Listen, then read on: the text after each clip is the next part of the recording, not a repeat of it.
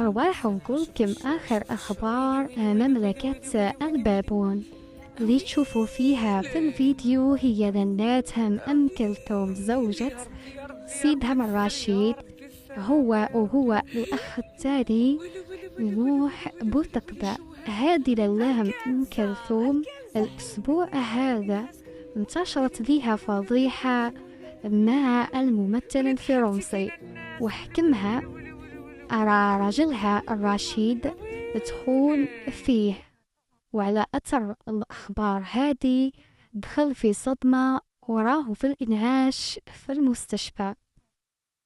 المهم ملوك المغرب مكتوب على جبينهم أنه زوجاتهم يخونوهم، البداية بلالاتهم سلمى والثانية هذه أم كلثوم، ودائما يخونوهم مع الفرنسيين مع أكيد أسيادهم. تشاو تشاو.